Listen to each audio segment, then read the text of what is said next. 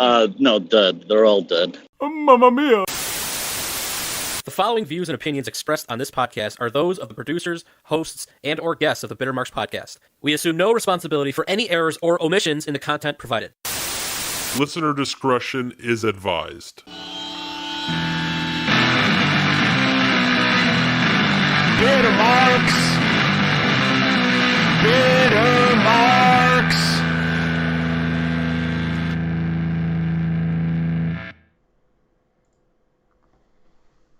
What's up, smooth babies? Welcome to Bitter Marks. It's your favorite non-wrestling wrestling podcast coming to you every single Friday morning at bittermarks.com or wherever you get your podcast from. If it's your first time checking us out, I don't know if you're leaving already. There's some interesting things happening on the other screens we got here. And I think it's messed me up a little bit. But if this is your first time here, thanks for joining us. Feel free to email us, bittermarks@gmail.com, and ask us what the hell's going on. Because I don't even know. Is that Otis? What's Sting? Is that Sting or fake Sting? I don't know. It doesn't matter. I'm your host. My name is Sasha. And I'm joined by my dear friend. Maybe, potentially. It's Peewee. Hopefully. Maybe. I'm here. I'm definitely here. I'm here. We did it. Okay, we did it. If you're, okay. What's going on, man? I'm thrilled that we're doing this for 2 weeks in a row.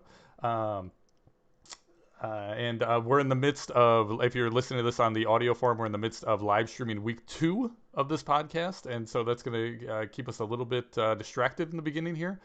But let's get this thing moving. I'm excited. I'm way more excited this week than I was last week. Sure. My stomach is a little grumbly. I don't know if I'm going to make it to the bathroom in time. I was going to say, do you want to run to the kitchen and get a snack? That has something to do with the story that we're going to tell later today as well. But first, we are joined by the punctual prince of podcasting from parts unknown Illinois. It's producer Tony. What's up, everybody? Echo. Now let me ask, is the microphone you're speaking to in Alex Wright's pants? If you can't tell, you should watch the YouTube because I have a wonderful picture of Alex Wright dancing. And the microphone is blurred out, thank God, because it would look like I would be pleasuring him orally if that was not the case. So, yeah, it looks great. Peewee, I'm a little mad at you right now. Okay. Why did I not get the Otis and you got... Like, you should have had the Sting. I should have had the Otis. Why do you say that? Dancing gift. I know you I know you love the Otis. I love Otis. Honestly, I thought about it, and I know your love for Otis, but I didn't want to make it seem like I was making a big guy joke. Oh, no. Come on. He's a big, fat ginger man who dances. I mean, that's me. Okay. All right. I'll keep that in mind next week. We haven't got any notes. Here's the big news. We haven't got any notes in the chat yet that we are having a super echo or that you can't hear one of us. I think, I don't want to say this prematurely, but I think we're off the ground and running here. Stream Master Peewee. That's right. That's me patting my own back. I'm Barry Horowitzing myself. This is, it's very interesting that we have not had any major mistakes thus far. I guess we can start off this week by talking about my truck. I wasn't going to, but I do see here in the chat that the fans are going nuts. People want some hot truck talk. Guess what? The truck is still not fixed, and that is the end of that because I don't want to go into it anymore. Do we have whooshes? Oh, I need some whooshes on this side. Okay. I won't harp on it, but last you left us, you had left the truck with the Serbian dealership. And they had not gotten back to you in days. Have you at least heard back from them? Yeah, I went there this morning because I had to get some paperwork out of my truck to do some invoicing, okay. And they have not started it. Started it. Yeah. Wow. That is amazing. So life is good. So let's move on because I clearly haven't been busy. But Peewee, you've been a very busy man in the past 10 days or so. This actually goes back a little bit further. You've been on a tour of podcasts that I've never heard of, but I am now a fan and subscribing to all of them. What's going on? Good. I'm glad they're growing. I'm glad that I'm using the power, not even of myself or this persona or Peewee or Johnny Swift or what other. I was thinking about this the other day. Like, how many different nicknames can a guy have? and all of them meaning nothing at all. Mark Bitters. Mark Yeah, Bitters? that's what You're I was Mark leading to. Bitters. Mark Bitters has been on multiple podcasts in the past few weeks. I was on the Major World Order podcast, which is a podcast about the Major Wrestling Figure podcast. Which is, by the way, the best thing I've ever heard in my life. If anybody in the chat, if John or Putski or Giuseppe, if you guys want to start your own podcast about the Bitter Marks podcast, we are all for it. Oh, I cannot wait. That's exactly what this MWO podcast was about. It was three guys that I made friends with in Oshkosh, and they had heard. I mean, they'd heard of me through the podcast before. We'd interacted on Facebook, but the first time I met them was in Oshkosh, and we really kind of bonded. I spent basically the whole weekend with these three guys, and then when we got back, the first thing they did was they asked me just to be on their podcast as a guest. I said, sure, absolutely. And a couple weeks before that, you were on the actual spin-off of the Major Wrestling Figures podcast, the Silver Linings. Oh, I even forgot about that Mark. one. Yeah, with Smart Mark, the guy that I trade the NECA figures with. Yeah, so that's incredible. Yeah, that was, and that wasn't any of my doing either. On any of this stuff, I didn't ask to be on any of these shows. In each instance, it was always me just getting a random Facebook message. Hey, I'm doing this podcast. Do you want to?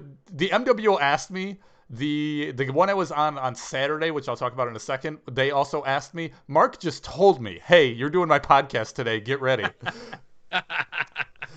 That's awesome. How their network of podcasts must be pretty strong. Sounds like you're making the rounds. Absolutely. I think once I was on Mark's is a one that's actually connected to the main podcast, the Silver Linings. Him and I just talked about video games and a little bit of Ninja Turtles, and flipping a little bit. Because Mark is on the podcast. He's the producer of the podcast, so he has his own side podcast where he hosts. Once everybody else, all the fans listen to that, they're like, okay, well maybe this Mark Bitters guy knows what he's talking about. Let's listen to him a little bit more. And so I started getting invited on other podcasts, and my dumbass didn't say no to anybody. You guys know me. Trying to run this stuff, it ruins my day. Just the stream part of it, not even the podcast part of it. Running this stream ruins my day because I think about it all day. Same thing with being on that MWO podcast. I was thinking about it all day. And then same thing with this last Saturday. I got invited onto a podcast. Did we freeze? Are we good? There you go. He's back. I got invited onto I didn't even get invited to guest on a podcast. I believe I am co-hosting another podcast called Turtle Talk, which is a Twitch-only podcast. I don't exactly understand how it works, or it might be on YouTube. Wow. But it's with my friend Dave Wheeler. Him and I just talked Ninja Turtles we literally talked Ninja Turtles for 2 hours. I thought you were starting a side project with Turtle, the other host of the Scoop and Poop podcast, and you were calling it Turtle Talk. Same exact thing here. Next. I love it. I'm in. I would. Turtle, hit me up. We'll definitely do. He would love to talk some NBA Top Shot. We can do a podcast on NFS. NFTs. That's what NFC. You record it and then you distribute it 6 to 8 weeks later. How you get paid in that racket. There you go. I like that idea. I also like that when we make a podcast, you can then purchase that podcast, and then you are the sole owner of that podcast. Tony, what do you think about Bitcoin? Are you an anti-Bitcoin guy? I think it's a scam. Yes. But a lot of people are making a lot of money off of it, so more power to them. I will not be buying any of it. I can tell you that much. Absolutely love it. Yesterday, I got a text message from a secret informant, and he told me that there was a sale going on the WWE Raw television show. So that, God damn it, Putski. I cannot say who it was. But I did take a look at the sale, and unfortunately, it was not the sale that we were talking about to buy one, get one, or whatever. It was like, I will accept anything up to buy one, get one for $1. Listen, we know you do not like to pay your bets, so we are trying to do everything possible to get this one paid. When it's time, it will be time. But it did cross my mind that we talked about releases the past couple of weeks, right? Yeah. All the releases that had happened. We did not mention the biggest release of them all, Samoa Joe. Oh, that's We are yeah, not as soon as you a brought pro that up. wrestling show, clearly. I've said that since day one. Do not come here for your We wrestling don't news. wanna be. We don't care. I agree. Right. I just wanted to know your thoughts on Samoa Joe in general, and do you think he can help somebody else? And here's how much I really don't care about your thoughts.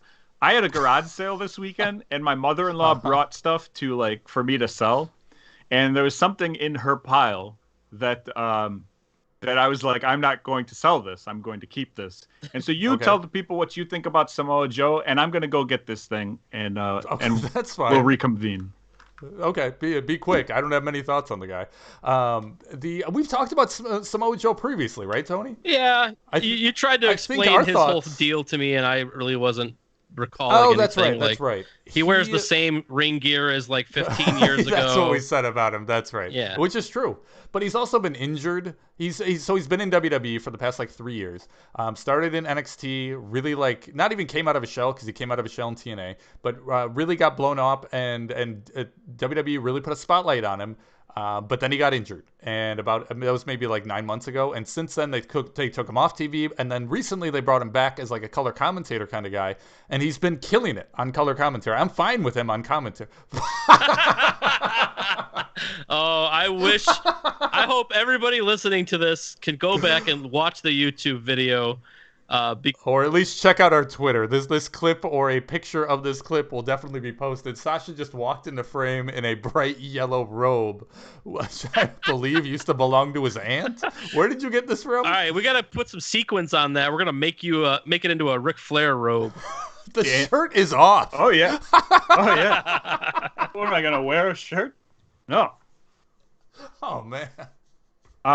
Nicely done. Did the pants come off? Oddly enough, that's not the last time you're going to see my chest on this episode. I promise you that. So my mother-in-law brought this over and was like, hey, you should sell this for a couple dollars. And I was like, are you insane?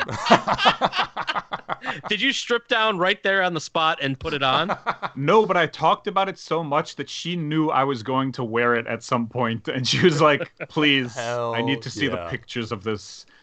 So the back of this is going to be rhinestones that says Huevos de Oro, obviously. Yes. This isn't getting sold anywhere. By the way, this is vintage. This is a Marshall Fields, 50-year-old robe. Probably older. I think it's from the 50s, so 70-year-old. Giuseppe brought up a great point. He said, I was expecting more chest hair. Has there been oh, there it is. Whoa, easy. We're on YouTube. I don't think here. you can do that on YouTube, actually. You cannot show nipples. I'm pretty sure. I've covered them. I don't know if I know of a maybe in Mexico. Is there a masked wrestler that wears a robe? I wonder if does El Santos wear a robe? That's what I was gonna say. If anybody would, don't you think it would be, or well, not Blue Demon. I would assume that one of those older guys who's been wrestling for 75 years, for sure. One of the godfathers of Mexican wrestling. Yeah, I agree. All right, let me go take this off because boo. I'm not going to continue the show in this. I need my Dalton Castle shirt. Hold on. All right. I'll finish up on Samoa Joe. He was doing commentary. Literally, he was doing commentary up until the week before he got released. Then they did all those releases, and they randomly let him go in the bundle of guys that they let go. Now, that's not to say I don't know if he requested his release. I don't know if they. Does he still want to work, or does he want to work and they won't let him? So he let me out of here. He was injured, so in that case, they don't let them work unless they get cleared by the doctor. Now, that said, it's a WWE doctor. That doesn't mean that there's not a doctor in another promotion that would say he can work. That's been the case in many guys. The same doctors Daniel Bryan, that let Daniel Bryan and Edge work. Yeah, okay. Right, exactly, yeah. So that is the rumors. There are rumors that Joe is going to AEW. There's him showing up in TNA. He could show up anywhere because people do view him as a good hand, as a good commodity. John in the chat asks, do you think what he did to Tyson Kidd hurt his start? I believe he's referencing Samoa Joe versus Tyson Kidd was Tyson Kidd's last match. Is that correct?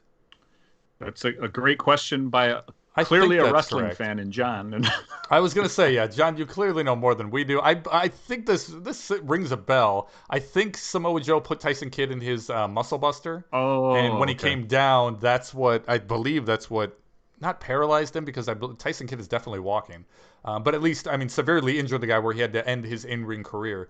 No, I don't think so. That happened years ago. I would think if something like that were the case, you would have heard about it. They would have acted on it much sooner. And also, I also think that I know we're way off topic here, but you told me to talk about Samoa Joe. God damn it. I don't think wrestlers are ever held accountable for injuring somebody else ever in the ring. Because everyone in the back, the wrestlers as well as the production and the authority guys, the Vince and the Triple H's, they understand that it's a risk when you get in the ring. It's not a ballet. It's not a dance. It's a very physical, life threatening sport that they're competing in. And sport's the wrong word, but you get what I'm saying. And because of that, if an injury does happen, that's one of the risks that you take. And if something does happen, as long as somebody didn't get very, very irresponsible, which I don't believe Joe did, then he can't be held at fault. Well, let's continue talking, I guess, about a couple other things before we get into, serious topics, such as the movie Clerks, which we'll get to in a minute. Okay. Guessing this is VHS talk coming up. The debut of Jeff Jarrett's podcast was either today or yesterday. I think this morning it came out. I'm shocked that you don't know the exact minute it came out. It okay. was. Did you listen? I did. I didn't listen to the whole thing, but I'm like 90% through. The first episode was about him holding up Vince for money, which I thought was fantastic. Hell yeah. And then next week is going to be him getting fired by Vince when WCW was purchased by the WWE. So, hot start. No Billy Joe Travis talk. That's the only reason I am listening. But I do feel that we should be emailing. He didn't start off episode 1 with some hot Billy Joe Travis talk. Listen, I figure he would say, like my mentor is Jerry Lawler and the greatest wrestler of all time is BJT. But he talked about like Vince Russo and I don't know the other stuff. But I love it so far.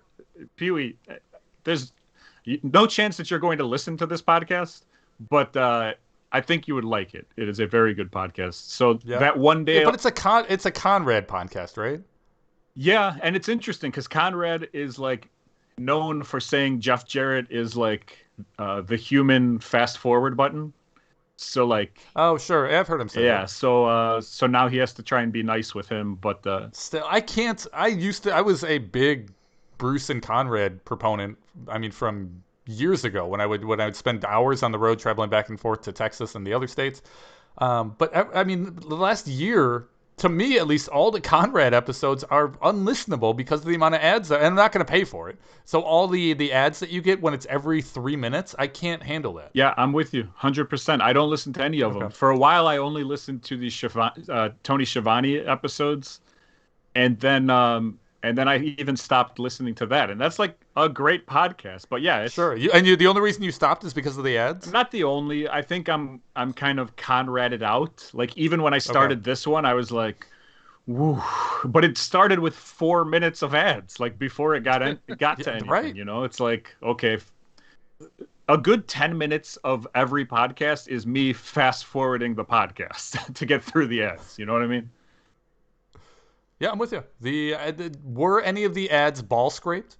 No, because they're small time, like Gotcha. They don't know what they're doing over there. But there is another podcast that is debuting, and it is called Off Her Chops Podcast.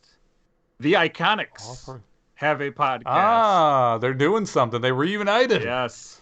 They're back. And did you hear what Chelsea Green pitched to the WWE? Involving the Iconics? Yeah. I did, yeah. Do you want to go ahead and explain? Yeah, fantastic. I liked it. I Me too. agree. I liked all the ideas that she had. They were all good. Yeah. Chelsea Green got fired. They sent her stuff in a trash bag like all the women in the WWE. She actually got a bunch of Natty's stuff. Natty Neidhart, who is still still employed. She wasn't even let go. They sent her stuff to Chelsea Green. But Chelsea Green, some of her ideas came out because she started a podcast immediately. And one of her ideas was to be in the Triconics, the third member of the Iconics with like a fake Australian accent. And I love this. I absolutely And she was trying to and her motive was to try to break them up, right? Yeah, and which would have made a lot more sense than just having a match that had no build-up where they broke up the Iconics and then fired them almost immediately. Whatever, a year later or whatever it was. So do you know what their podcast is going to be about? Or has it come out? Who cares? I know nothing about it. Don't know. Don't care. They could talk feminine products. I'm in. Two of them are hilarious, and I am in no matter what. I agree. I honestly don't even know how funny or not Peyton Royce is, but Billy Kay is fantastic. And I don't know what she's going by now. I know she's not going by Billy Kay, but whoever that is hilarious. I may actually check that out. We'll move on from there. Sure. Giuseppe asked a good question here. He on the topic of podcasts, he says, has the Kurt and Randy podcast happened? If so, have you guys listened to it? I don't know the answer to the first question, so my answer to the second question is no. Do you know the answer to the first part? Don't know, and even if it came out, I probably wouldn't because it's under a Patreon thing, so you have to pay to get it. Paywalled, huh? Yeah, and I've talked to Kurt for many times in my life, and so sure. I'm just honestly wanted to have paywall. They really have like a Patreon or a paywall thing? Yeah, I don't know. I would love to know their numbers. I don't know if you have what you have to pay, or even if you have to pay on all Patreons, but even signing up to do an account, I don't want to put my information and stuff anymore. Just especially I almost reached out to Kurt to just come on this show and only talk mass Transhit incident and nothing else. He probably would have. But I figure he's doing other stuff with Randy. That would be similar to South Park getting Jerry Seinfeld to come on just to play the part of a sheep. I don't get the reference, but that is funny. Speaking of not getting references, a lot of people have talked about the movie Clerks and Mallrats and all that stuff for a long time. What do you mean? Who? Everybody is Jay and or Silent Bob are hilarious people, and these movies are great. And I was signed on to the Lex Express server this past weekend, and I noticed that Clerks was on there. And my wife also had never seen any of these movies, so we decided to throw Clerks on. Oh, no. And it was the worst 40 minutes of my life. Yeah. I say 40 minutes because we did not make it past the 40-minute mark. We then watched Hot Shots, the original Hot Shots, which, by the way, you have to pay $3.99 anywhere to get Hot Shots. Unless you got the DVD, like Mr. Media event over here. I like Mr. Media event. You may hear that again on Friday. All right. Here's an update. Let me cut you off. Evita says, I signed up for their Patreon, which I believe means the Randy and Kurt Patreon, and listened to part of one episode, but he was not a fan. That is amazing. They have at least one subscriber. Are you still a subscriber, Ivica? I gotta know. But what can you guys tell me about this Clerks thing? What am I missing? What am I missing out on here? Nothing. Is it just because I'm old and I'm watching it now and I missed something, or what's going on? I've tried Clerks. I have no interest in it. But I might be like you. I might have just missed the boat on it initially, and now I've got nothing to connect to. Tony, are you a Clerks fan? Yeah, I used to be a huge Kevin Smith fan. Well, here's the thing, Sash. Think about when that movie was made in early 90s, I think. And then it was like an art house kind of college kind of thing, And then they took those characters and they made a shit ton of other movies, right? They made Chasing Amy, they made Mallrats, so it was a big independent Dogma thing, and that's why people got all excited about it? Yeah, it was like an underdog story, right? Gotcha. Kevin Smith spent his last dime making that movie, and then his career erupted. It said it cost $25,000 to make, and it made $3 million in the theaters, which was crazy because it was never in more than 50 theaters at a time across the country or something like that. So are the other movies better, like because they, I assume, got better quality and stuff like that? Or Yeah, I mean, Clerks, it's just a guy in a convenience store filming people talking, really. I mean, that's all it is. Yeah, I didn't even Um, think it was funny. The only thing that kept me watching was that there was a like video rental store in the thing, and I was like, yeah, let's rent some videos. Putski says that Uh, I've seen Clerks too. I don't remember that, but I'll definitely take Putski's memory over mine. We probably saw that in the theater, I'm guessing. I haven't Yeah. seen many movies with Putski. I think I've seen apparently Clerks 2 and Powder with Putski. Powder, yes. I'll get that one on the server for you, Please. Sash. Great. Putski, get over to my Um, house stat. I would say if you're gonna watch any of those movies, probably Mallrats would be the one for you. It's more your brand of humor, Sasha. Okay. I think you'll dig that one. Do I need to watch Clerks to understand? Putski's right. Dogma's Mallrats? good. Is Dogma in that universe? Yes, Dogma is in the same universe. It's a little. There's too much Matt Damon for me Okay. personally. Not a big fan, but All right, well, let's move back to wrestling since I know everybody here loves wrestling, but I'm not talking current wrestling. I'm going to go back to the good stuff that we like. WWE. Wait, Oh boy. never mind. WWE is actually having some interesting programming on A&E, right? So they've done these biography shows, and they've done a show called WWE Most Wanted Treasures, which, if you've listened to this podcast, you know that Peewee was almost on this show had it not been for a grumpy old thrift store owner or whatever. Right. the Still hell that waiting. place Still is. on drove- the table. If she ever gets a hold drove of me, past it. It's still there. there. Still has. I'm telling you, the second my truck gets fixed, we are headed up there. Allegedly. Did either one of you guys see the Most Wanted Treasures episode? I've seen one of them. I Which I one? heard they weren't good. I heard that they were very like reality TV, very staged, like almost like Pawn Stars. Fake, Yeah. yeah. But Yeah. then I had nothing to do 2 nights ago, so I turned it on, and the Lawler one. I saw the entire Lawler episode. Okay. Tony, you haven't seen any of them? No, I've been watching the biographies. I think there's been 3 of them so far. Those have been pretty good. I've been watching those, but like, I don't care if like Booker T finds a glove he lost 20 years ago. That makes no difference to me. You know what I'm saying? Is that really one of the things they were Absolutely. looking for? I believe that's next week's Oh, okay, episode. okay. The Wow. teasers. The Lawler one, I thought, Uh, if you want to start with the treasure one, did you see any of the treasure episodes? Yeah, I watched all 3 Oh, of you them, and you're absolutely right where it's a different show than I thought. I thought they were going after just Macho Man hats for like 12 weeks. But unfortunately, that's not what it is. And you're exactly right. You can tell it's kind of staged and whatever. But the cool thing is that they do go to like collectors' houses. So you get to so they see went to everything, like yeah. Yeah, because like Mick Foley will be like, I want to know where my original Sacco was. And so they go to a guy's house who has the original Sacco, and then they try to buy it from him.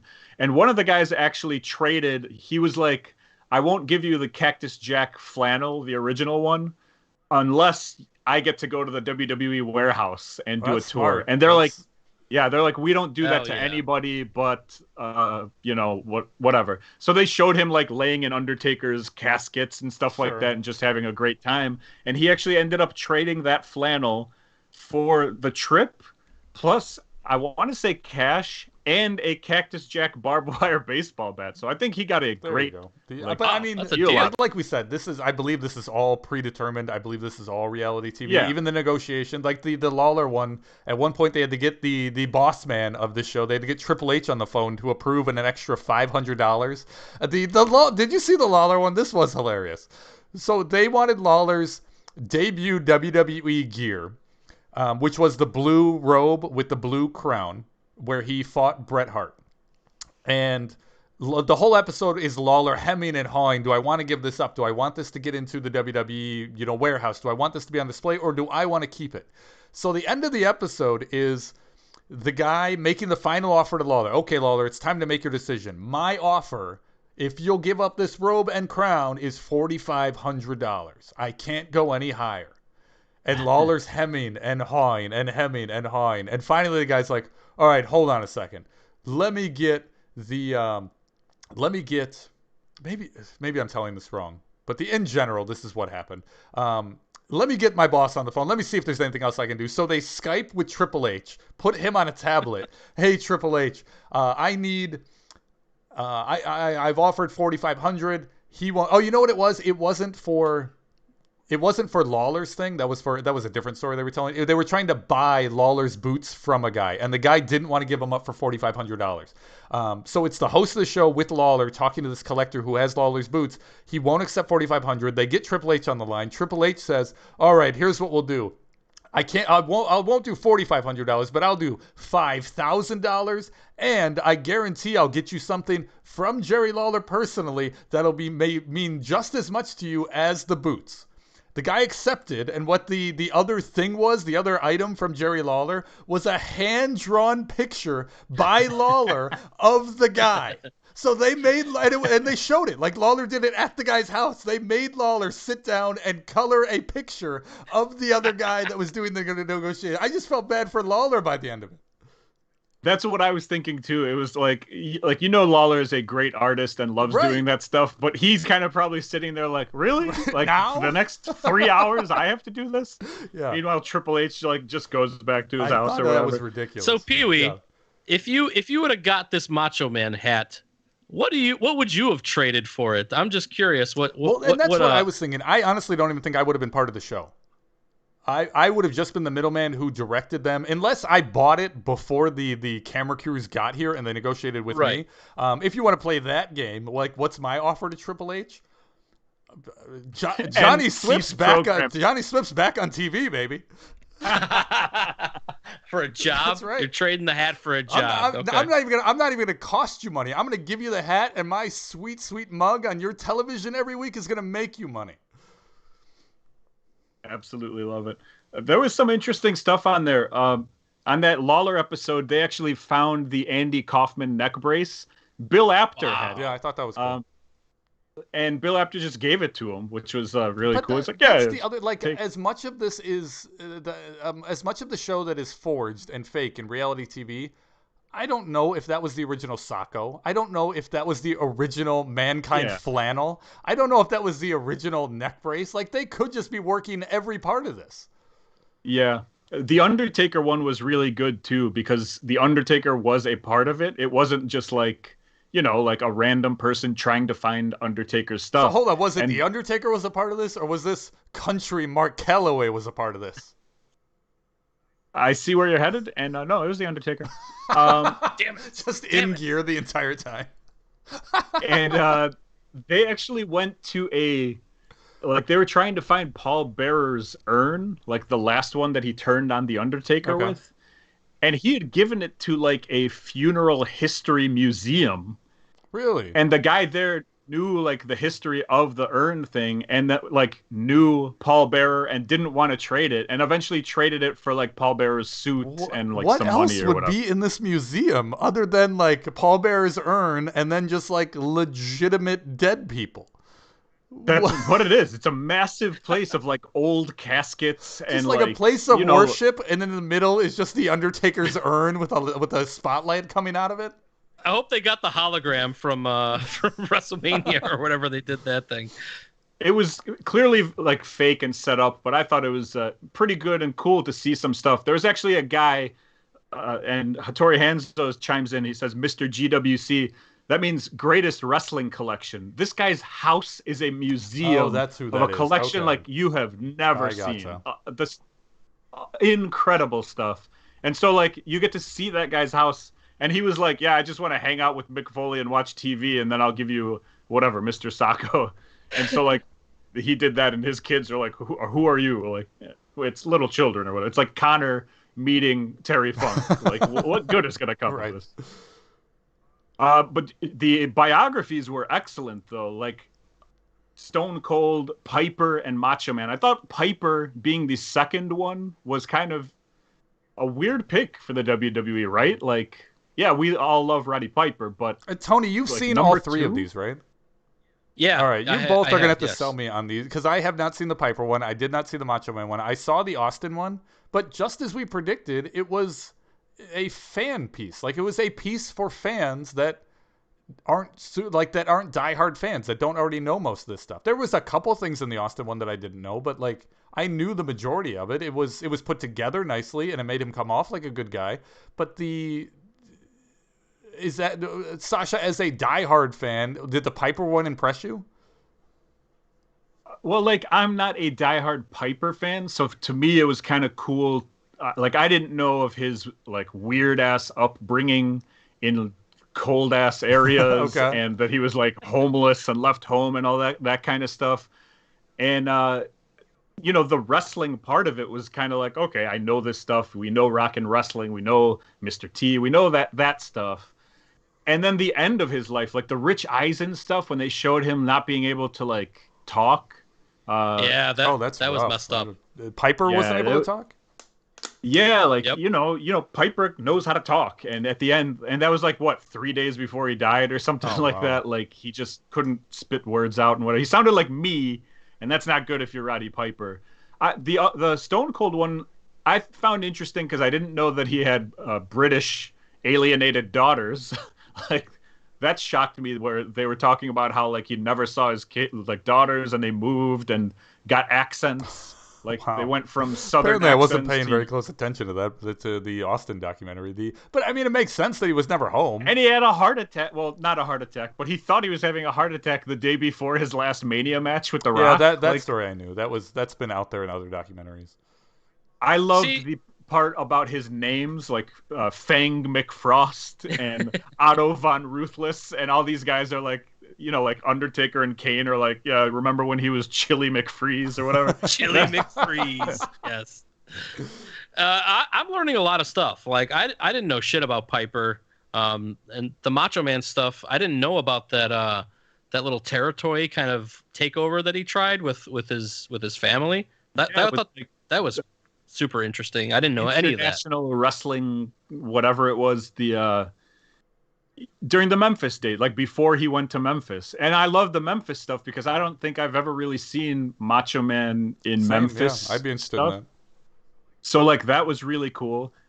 And then they go into like everybody calling him cheap without really calling him cheap. They're like, he was a frugal man who saved every cent that he ever had. So, this kind of gets into what John is saying in the chat. He says, I heard Machos is a smear job. Is that true? How did it come across? He was not painted in the best light when they talk about the Miss Elizabeth and Gorgeous George kind of relationships. But it's not. Is it a smear job when they're like, he was videotaping our household without us knowing? Like, that's just bad stuff, right? Yeah, I guess There's they don't plenty need to of talk bad about stuff it. that happens in Austin's life that was not touched on in the documentary. But there's plenty that they do touch on it too. It's not like they just mention like him winning championships. They do go through like him neglecting his daughters. They go through his substance abuse. Deborah abuse McMichael was issues. not mentioned one time. She was. They mentioned her. They showed her. Okay, They if showed, that's like, true, the back okay, of then her head. I'll take that back. But from as much bad as I've heard about this Macho Man documentary, it seems like it contrasts very much so to the Piper and the Austin one, as far as the light that is shined on both of them. I will check out the Macho Man It sucks one. because it's sad. Like there's a lot of sad stuff. It's like, okay, the Gorgeous George stuff was like horrible, like terrible. Yeah, terrible. And like her sister's being interviewed in like a black, Really? FBI informant thing. And then they go through Elizabeth's death, which was horrible. And they talk to Luger about it, and he has zero emotion. Then they talk about obviously Macho Man's death, which is like heart problem behind the wheel and crashing into a tree. Like there was just a lot of bad stuff that was Sure. going on. I mean, I could see people saying, oh, well, he didn't have a good, like him and Vince weren't very good together. And so maybe this was trying to do whatever to his reputation. And also they had Hogan in there, and Hogan was like, he's Hogan. He just like lies to make himself You're look good. quoting At least, Hattori Hanzo from the chat exactly. Hattori Hanzo. I'll say allegedly. Allegedly. Okay. Was Hogan also in the Piper one? I can't. I don't remember who was in. I don't which think he one. was. Oh, interesting. I Okay. don't think he was. And then who is next week? Do we know? Booker T. Is it really? No, Booker T is the Yeah. no. He's the unless they're doing He's both. He's doing both. the treasure one. It's a 2 really? for 1 deal. Sucker. Amazing. Okay. I did want to know what you think about this, Peewee, and quickly, because we're going to have to pay producer Tony extra for this episode.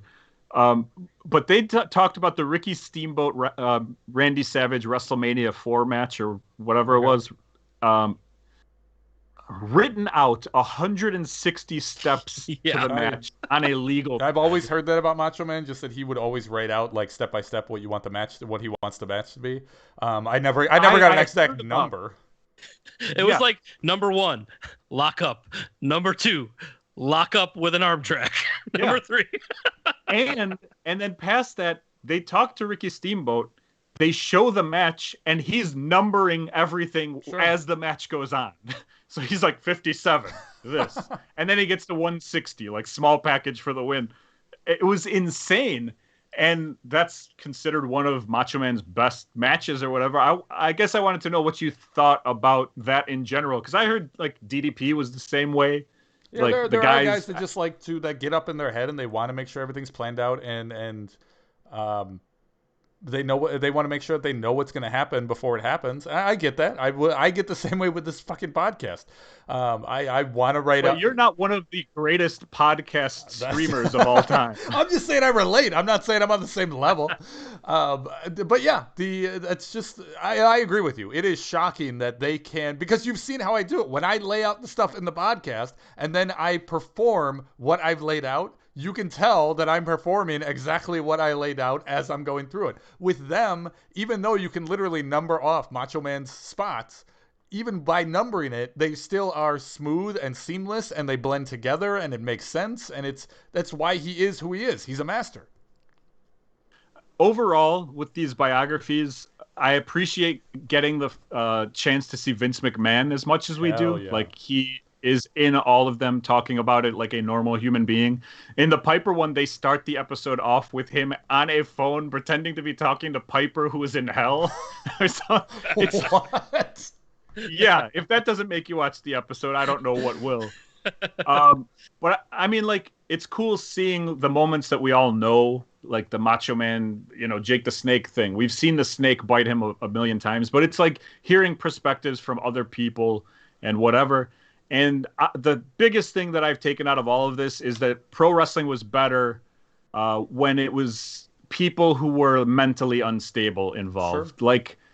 Like now it's like everybody gets done and they go home and they play video games and whatever. We need drug issues. We need people who are like all of the people that I met in the business who were older. I was like kind of afraid to be near them because you were like, is this guy going to snap on everybody? Sure. Like, is this guy going to take my wallet? Am I safe being in the car with this person? That's missing in wrestling, and I think that takes a lot of the fun out of it. We need less checks and balances in wrestling and more alcohol and drugs. We completely agree. Yes. Right? Absolutely. Yeah. Now, we have a bunch of emails. I'm going to cut one of them. Sorry, Doc and Kruger. We will talk about yours next week because it is interesting. One of them, an update from last week, we got another email from Chris in Milwaukee. Oh, Chris really? was one of the guys that we wrestled with, and he started sending me a bunch of tapes. And wait a minute, he's sending you tapes? I'm sorry, we're sharing a Google Drive. Oh, currently. okay. There is okay. But he put all of his awesome. tapes online to see. He's got a bunch of like high 8 tapes or whatever, and he even had a match, me versus him in camp, which is honestly the second thing that I've ever seen. And there it is. This is the only clip of the match that you sent me. This is, if you guys are watching on YouTube. You would see my chest again today, by the way. So this is, I do love Chris's. So Chris is on the left. Obviously, Sasha's on the right. I am reffing behind. And that's Putski behind everybody, standing on the opposite side of the ring. This is Randy's camp. This is the first time I've seen a still image of Randy's camp. This is the first time I've seen any footage of Randy's camp in many, many years. This picture really brought back a lot of memories. Yeah. So you always say that Arson was small, weak, and unathletic, but looking by that picture, I think it was Sasha you were talking about. I believe that Jim Cornette also called me small, weak, and unathletic. And after showing this to my wife, she also called me small, weak, and unathletic. What I love about But, this still, literally, we can't tell anything about what's happening in this match. But but what I love about this is look at how like you're obviously working Chris and doing something. You're obviously semi-comfortable to mid-match flash him. I believe is what you're doing. Like, oh yeah, and this was the opening. This is pre-locking up, by the way. I love that. You're joking around, like you can tell you're actually comfortable. You're not up in your head. I honestly love this picture. This is great. And the match is stuff that like we kind of, like if we bought something, we would try it again. So it wasn't like full speed doing stuff. It was ugly. You could tell I wasn't doing much of anything. I was very, very green. I was on the offense a lot of the time. So I don't know. It wasn't very good, but it was like so nostalgic to watch.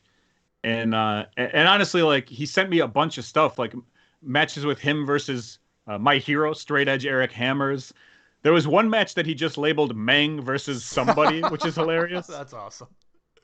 And then, so I was talking to him, and he said he stopped wrestling in 2004, and then he played amateur baseball for 13 years. Wow. He has two sons, and I asked him for signed 8x10s, but he said he didn't even have any back then. So but anyway, thanks to Chris for that stuff. We're gonna get him on eventually. I asked him if he'd come on. He was like, "Yeah, well, I will definitely come on at some point, and we'll do something." I said, when we could do it live as a group together, it would be better. But I mean, depending on how things go, we'll see. I just want to talk baseball. I don't want to talk wrestling. I just want to know about his baseball career. All right, so I'm not going to address all the questions in the chat about what you're looking at as far as camp goes, but basically everything you're saying in the chat is exactly as you would imagine. Yeah, that is a water heater. Yes, that's the bathroom. That's the homemade bathroom that I believe that Randy like fashioned himself. All right, what the second email we have here comes from Hattori Hanzo in Arizona, and it says, "Subject: My Philadelphia fail. I have one regret in life. Many years ago in a Toys R Us far away, future DCWA Hall of Famer primetime Brad Bishop, a.k.a. Bellwood Bishop, told me of an upcoming journey to the city of brotherly shove, an epic journey to be made by bus to see a wrestling card at the ECW arena, and I was asked if I wanted to join the trip. I declined. It was the worst decision of my life. I could have been there to rescue an innocent child, a mere babe lost on the mean streets of Philly, as he was mugged by Nelly. Or I could have seen firsthand liquefied feces in the hotel hallway. Either way, I fucked up. I chose poorly, like the Nazi in The Last Crusade, which I'm hoping is a Indiana Jones reference. Nice work. Okay. I believe Worm, brother of Bellwood Bishop, also declined to go on this trip. I want to say because like he was like his parents were mad that we were going to a wrestling show, and he was like, "I'm not gonna make them mad." And Bishop was really? like, "I didn't know that." FTW, if I remember correctly. I could be totally wrong. But here we go. So we're gonna talk about the mass transit incident here. We talked about this episode 1 being a goal to talk about this. After doing some notes and trying to figure out the story, I realized why I teased an 8-part episode. There's too much, and I don't remember a lot of this stuff. And Peewee, that's the problem. Your memory sucks as well. Right? Absolutely. I remember very, very little about this. I'm hoping that whatever you have is gonna stem some memories for me, but I have no promises here. What year are we talking? Is this 2001 or 2002? No, what it's year got to is be before this? that. I believe it's 2000. I believe it's at least one of the trips that we went to was in February of 2000. And here's the actual ECW. I'm so jealous that you have that. I had mine framed. I had both of mine framed from both trips that we took to Philly. Yeah, I got another one too. I had them forever, and then I think when I got rid of my tapes, I got rid of my tickets. Also in these ticket stubs, I have the Hoosier Pro Wrestling show that we went to meet Tommy Rich. Oh yeah, that Indiana outdoor show. I remember that. Yeah, we talked about that in a previous episode. It was in the back of a Smokey's Pizza and Barbecue in Gnawbone, Indiana, by the way. Go. Gnawbone, Indiana. Yeah, Hanzo's confirming it was 99 or 2000. I definitely agree with him. We were in high school at the time.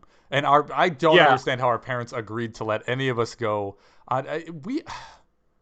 Was anyone driving at the time? Like, it was never on the table for anyone to actually take a car and just drive there. Were we 16? Were we 17? Like, were we not? I don't know. I would love. Is there a year on the ticket? I had a car, but you could not drive that thing to Philadelphia. That's for goddamn sure. I want to say one of the one of the shows was on 2/2/2000, and I actually have pictures from the shows somewhere over here, and it has the date. I wrote the date, so February of 2000 sounds right, because the first show that we went to, it was just 4 of us. It was me, Peewee, Kurt, aka WWE superstar Casey James.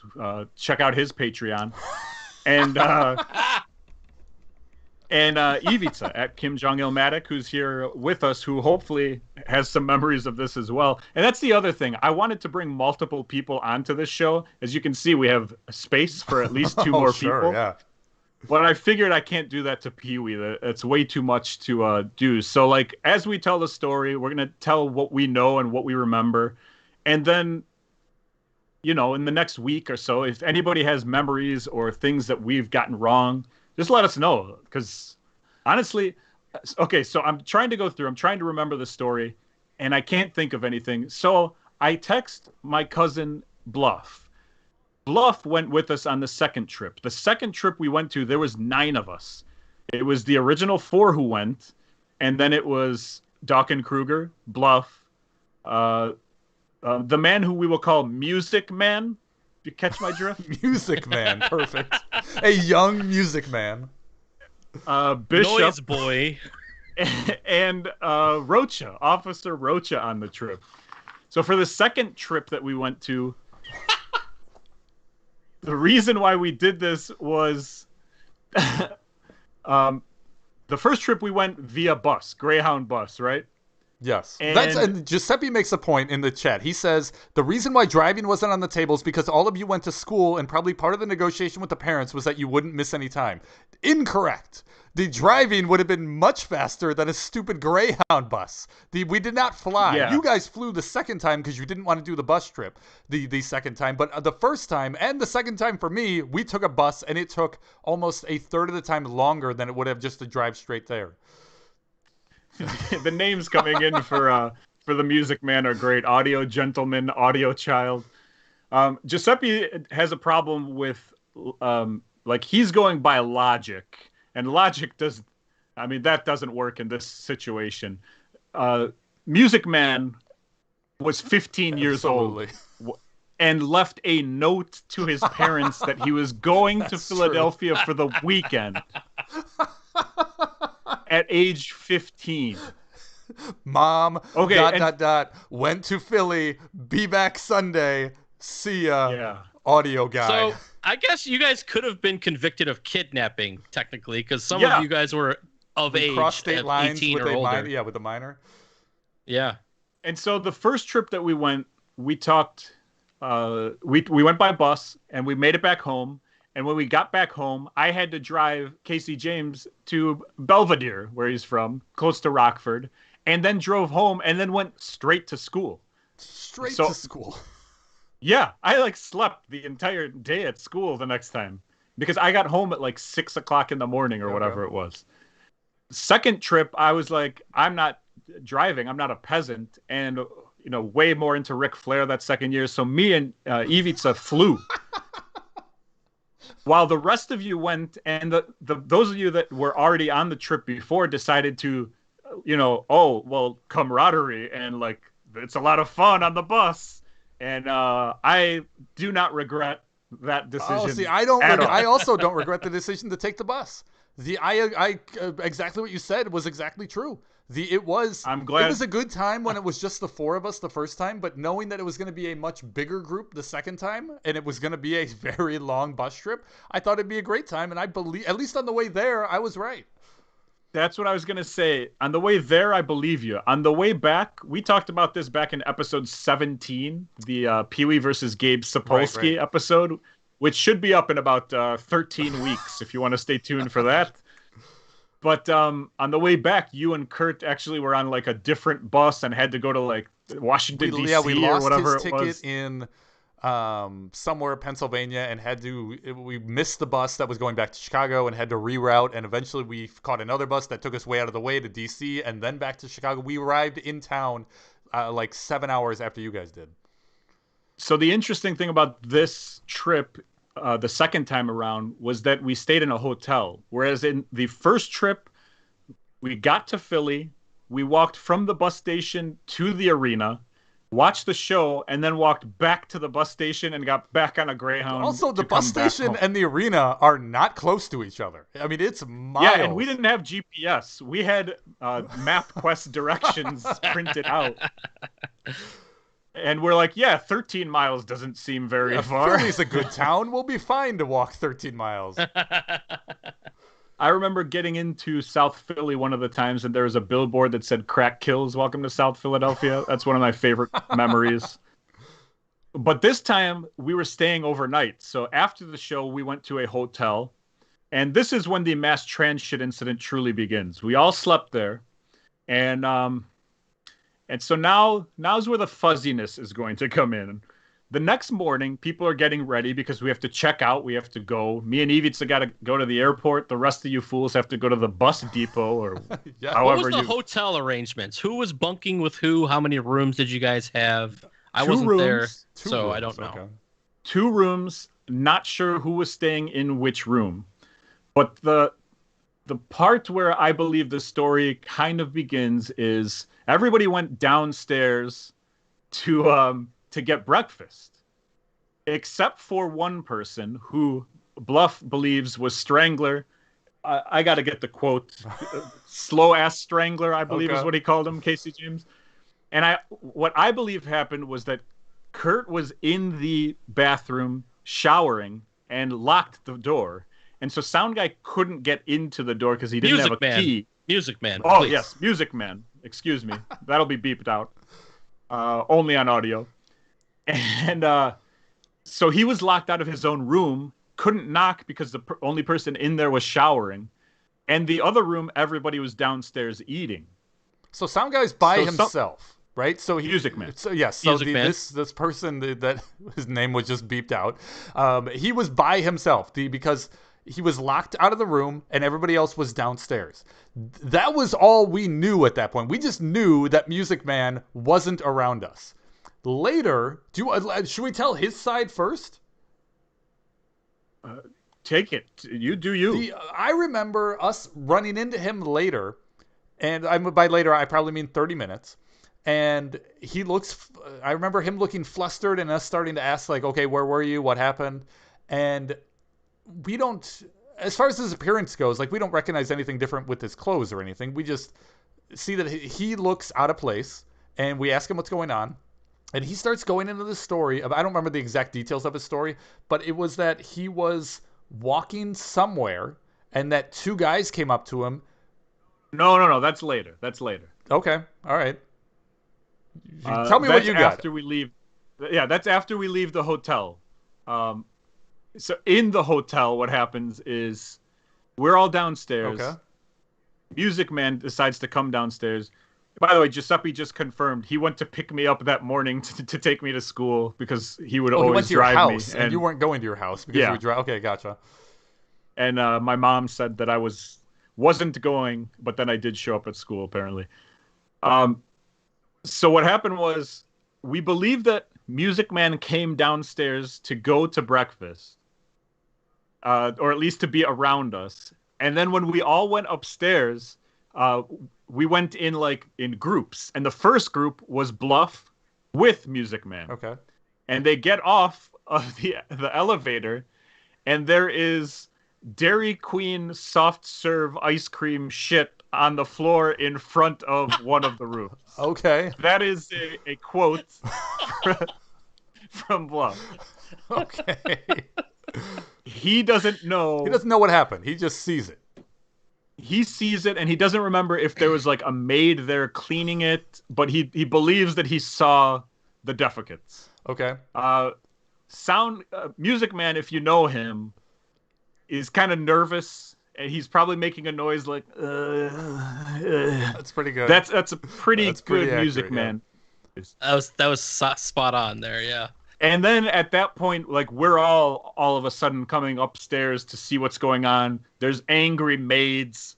There's like there's action happening in front of our rooms or whatever. And so at that point, Bluff opens because he's got the key to the other room. Opens the door. Music Man goes in, goes straight to the bathroom, while Bluff gathers his things. We're all just trying to get out of there because we don't know what the commotion is all about, and we don't know the situation. And it's checkout time. Yeah, we're just trying to get moving, pack up our stuff, and go, and we'll figure out whatever's going on afterwards. So as we're heading down to try and leave, there's a maid spraying air freshener. Oh yeah, and Bishop has just chimed in. Spraying air freshener at Music Man, telling our group, y'all ignorant, in a Philadelphia accent, as my cousin Nick So puts it. was she spraying it directly at Music Man or just at the group in total? Like I believe at Music Man in general. That's kind of telling right there. Did she have so what was all... her outfit? Was she wearing a maid's outfit? Outfit? I don't know. She was wearing a yellow robe. I remember at one point, I don't know if it was this maid or somebody else, but I do remember somebody had on, or at least I heard that, maybe somebody made this up, but some maid had on like a hazmat suit. I don't know. Is that not true? Maybe but at this point, we're trying to get out of there, and we successfully leave the building, and I think everyone is kind of like what happened in there? What's going on? I don't know that we figured anything out yet. Okay. So we go to a park, and I'll tweet out the picture that I have. It's actually hanging above me right over there.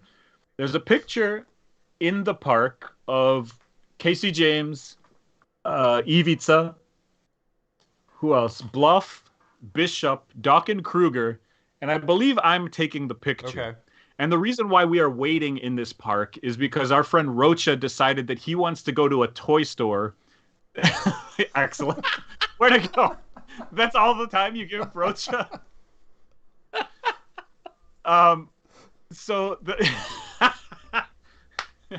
Why does he keep blinking? That's incredible. So Rocha wants to go to the toy store to get some Gundam wings or Dragon Ball Z stuff. And Rocha, we don't want to let him go by himself, right?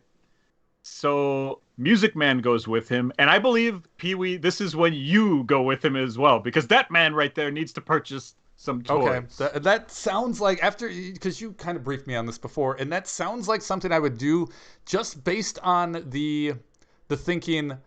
I don't think we should I was trying to have an adult role, like a parent role in all of this. I don't think it's smart to send Rocha and Music Man. I like that we're using Rocha's last name, but we have to use Music Man. 361 and photo 3897. So I didn't think it was a good idea to send the kid who's after the Dragon Ball Z figures along with the 15-year-old in the middle of Philadelphia. I'm like, okay, I'll go with these two. You guys go. It looks like Primetime just threw in the chat that Casey James forgot something at the hotel and he had to go back for it. So maybe the rest of the group went back to the hotel with Casey? Well, I don't know, but he says that's where he says the hazmat suits came into play. Sense. Okay. So you go to the toy store with these, with one child and Music Man who's 15, right. and the rest of us sit in the park and wait, and we wait, and we wait, and we wait, and then me and Ivica, I believe, have to leave because we have to make our flight. Oh, okay. And at this point, we're talking about the theories that we have going on, and we're like, dude, I think Music Man shit on the floor. And we're trying to piece things together and figure things out. And my cousin Bluff says that he saw shit on the pant leg of Music Clues. Man. And so that's kind of where we left it off. And then now, Peewee, you want to bring up the stuff that you were talking about earlier, because at this point, I believe you guys separated. So this Music Man went one direction, whereas Rocha went to the toy store, and then some stuff And happened. I don't know where I went. Maybe I ran to a bathroom. Maybe there was another store that I wanted to go to, or maybe I went with Rocha. Either way, Music Man separated from the two of us, which is seems like, as the parent of this group, seems like a bad choice. And I'm like, okay, Doing great. okay, Yeah, 15-year-old, great job, you go off wherever you're gonna go. But whenever me and Music Man and Rocha got back together, we got the story from Music Man. Music Man was, again, this is where he was flustered. We're like, what happened? And he starts like very quickly trying to tell us this story of what happened to him right after we separated. He said that two guys came up to him, pushed him down, tore his pants, and then took his wallet, I believe. And then he said, after all that happened, because they tore his pants, he had to go to a store and buy a new pair of shorts or something. So we didn't know this. Like, I didn't remember what he was wearing. But apparently, now that I'm seeing him after we regrouped, he's now wearing different pants. Where'd he get the money? That was okay. That's pants? one of the questions that came up later. Is if your wallet got stolen, how did you have the money to get we never asked him this, but where did you get the money to buy the shorts? And that was all I knew. I didn't question it. I was all like me being a very gullible 18-year-old when I think I was 18. I probably just bought the story. It was like, okay. I guarantee I bought the story because it didn't cross my mind until much later, until somebody else brought it up to me. Like, there's more to this story. I was just in the mindset of consoling him and like, oh my God, this guy just got mugged, 3,000 miles from his home. He's in the middle of Philadelphia. They're beating him up and tearing his pants. Let's console this kid. Let's make sure he's okay. So me and Rocha just kind of consoled him, and then we all met up back at the bus station. And here's the thing: he described the people who robbed him as DMX, rest in peace, and Usher. Okay, that I need to get out there. As the chat is going details. wild with Usher and DMX references, right? And I also see Ivica said that there may have been multiple maids because he remembers a Hispanic maid dressed in traditional maid garb, spraying air freshener in our general directions outdoors. I do remember that being chased out the doors. Backup. She called for backup. The job was too big. It was still spraying outdoors. But I do remember "use ignorant" being the quote. Yes, agreed. So I don't know. Maybe there were two maids. Maybe there weren't. So yeah, the question was, how did he get money to buy new shorts if they had taken his wallet? And the other interesting tidbit that Bluff brings up is he still had a backpack. And Rocha, not concerned with the well-being of his friend. Yeah, that's the best part of this episode, by the way. You gotta watch the YouTube video. Can we put him in the bottom right of all of our episodes from here on out? And so Bluff says that Music Man had a backpack and Rocha purchased toys but didn't have any more room in his own suitcase. He bought and so was like, many hey, Dragon Ball Z toys. Yeah, so he was like, Sound Guy, can I put these in your bag? And Music Man refused to open the bag because like his wallet and clothes or whatever were in there. More clues. So he didn't want people to see all this stuff. So I don't. Okay. So I know that you're on the plane by now, and you've separated from the group now. So this is going to leave my memory, which isn't going to be good. You have notes there from Bluff, though, correct?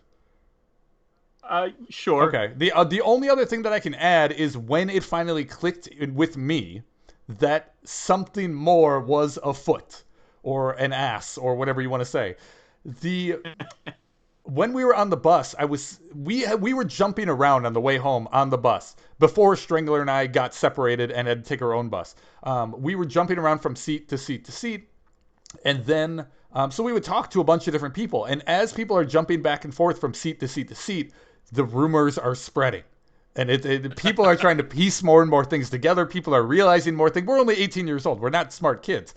We thought it was a good idea to take a bus to Philadelphia from Chicago.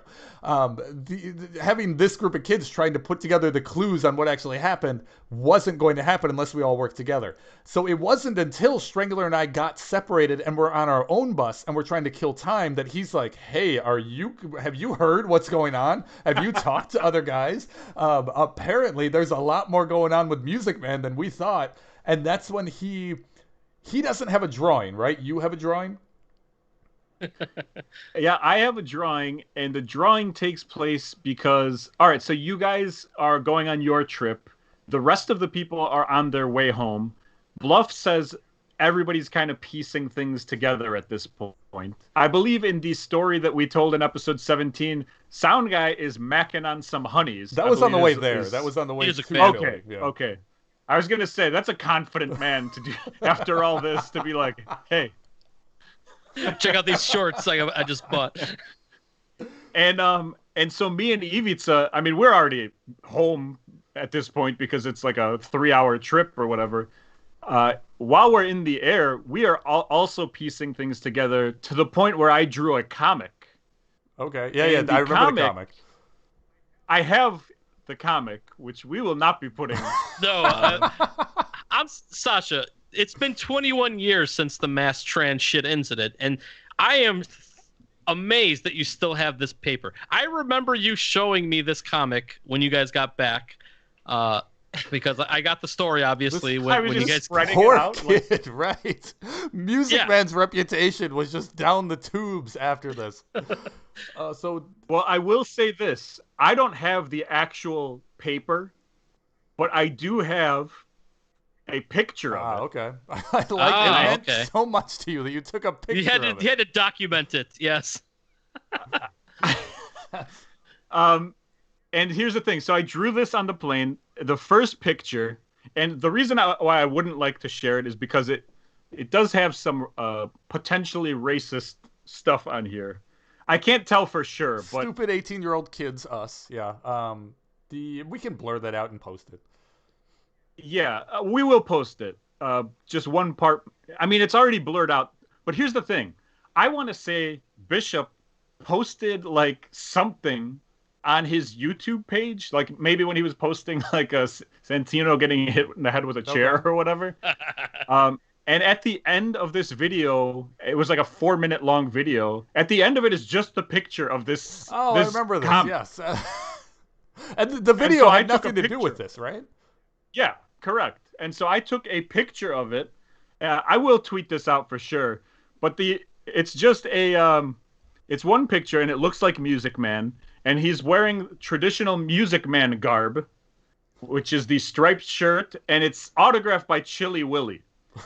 And you can see from his ass, it's got the waves coming out of his ass. Okay. Then it leads to the next picture, which is a man in a shirt that says DMX and a man in a shirt that says Usher robbing him.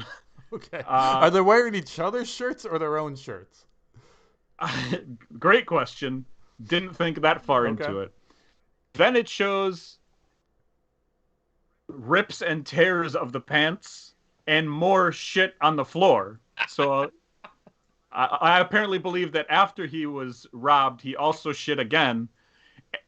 And right before that is a picture of a hand in his face, which I believe is how he described what happened. They didn't beat him up, but they put a hand in his face to blind him. That's right. Okay, yes, I gotcha. As they took his stuff. We will post that on the Twitter. Hand in his face to blind him as they did. They took salt and threw it in my eyes. That's how they mug people in Philadelphia. Right. I don't know. And by the way, he had horrible vision. Maybe they took his glasses. Did they break his glasses? I kind of remember something with his glasses. Maybe they took his glasses off. Does that mean he may have purposely broke his glasses? Maybe. So we're told every aspect of the story that we've pieced, that we have heard from him. Have we said exactly what we believe happened? No. The smooth babies can draw their own conclusions, but let's run down the facts of the case.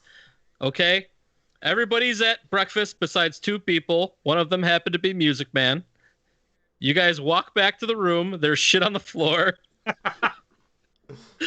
Dairy somebody Queen style shit on the floor. can't forget that detail. Okay. Somebody might have seen shit on Music Man's pants. Music Man allegedly gets mugged by two gentlemen who do not take his. That part I don't Music understand. Man also gets sprayed by the maids. Yes, the sprayed. So something Can't definitely forget happened that. at the hotel. I mean, there's a pile in front of one of the doors that has proof that something happened in front of the hotel. But then we separated after that. Did it happen? My question is, did it happen again? Why does he buy shorts then? Why does he, you know what I mean? Why is he taking off his stuff then? Maybe he noticed too late. Or maybe he was like, if I can just make it home 20 hours on a bus, I'll be okay. With no bathroom, right. If you had shit on your pants, you wouldn't want to sit on a Greyhound for 20 hours. And Bishop brings up a great point here. The fact that he could have legitimately been mugged. What if he shit his pants and was mugged? He shit his pants in the hotel and then got mugged later. And you see why this needs to be an 8-part series, because we need to have interviews with everybody who is involved to try and piece together what happened. Can we get Rocha on here? Do we have Rocha on the phone? There is Rocha. Oh, we had him. He got cut, I believe. Well, I don't know. I'm going to leave it there. If anybody else has anything that they want to contribute to this, they need to send it to us via email. I know Dawkins Kruger's not with us here, so he might have some potentially some memories of this situation. Draw your own conclusions, like producer Tony said. Peewee, I'm glad you made it home eventually. Yeah, eventually, right. And I don't know, anything else we need to say about the mass Transhit incident? I think Hattori Hanzo summed it up perfectly. That was a shitty day. Beautiful. Next week, additional mass Transhit information as we come across it. And I don't know what else. What's making me bitter this week is stickers. I got some new stickers from a company called Techwood Studios, which is in Normal, Illinois. They're great stickers. Dusty Rhodes Golfing as like a skybox card. It's pretty fantastic. A sticker of Spin the Wheel, Make the Deal. A Jim Crockett Memorial Cup Tournament sticker. Not for our golf tournament, which is a little over a month away, but the actual Jim Crockett Memorial sticker. Love the stickers. But I hate trying to unpeel stickers, especially when they're not like the best quality stickers. And you go like this and then you peel it off, but you peel off the wrong part of it and you ruin the sticker. And I hate that part so much that I actually ordered Huevos de Oro stickers today. And I'm hoping that they are good. And we'll have some Bitter Marks and Huevos de Oro stickers here in the next couple of weeks. And I will hate distributing those to all of you people. Anyway. Producer Tony, what's making you bitter this week? Target.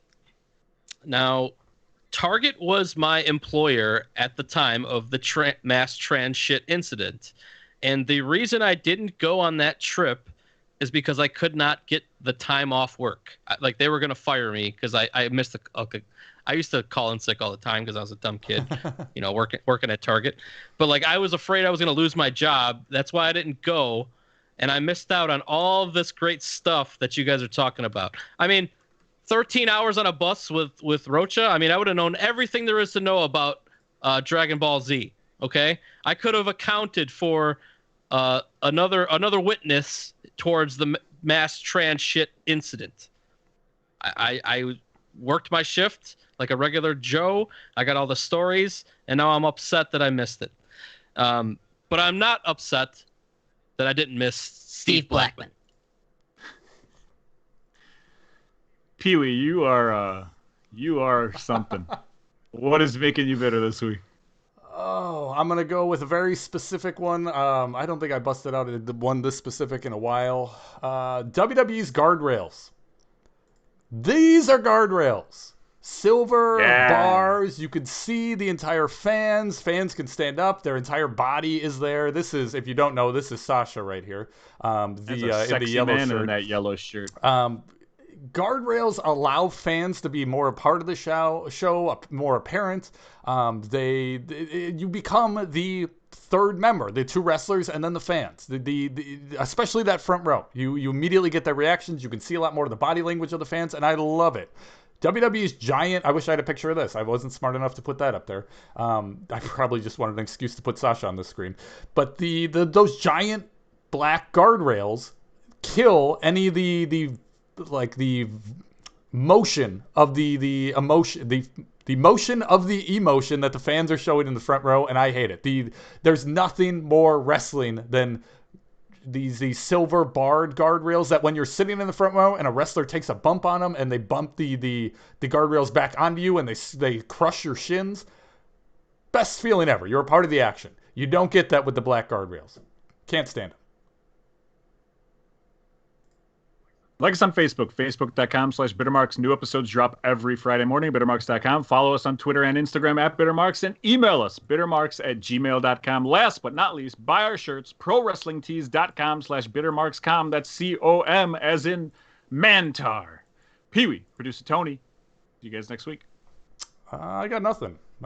Take care, guys. Thanks for tuning in. Oh, that's right. If you're listening to this audibly, please check us out on YouTube. The entire video of this podcast is there. You have to search for it by typing in Bittermarks Podcast on YouTube, and you can check out the entire stream live. And we're not doing this next week. We are doing this next week. Follow our Twitter.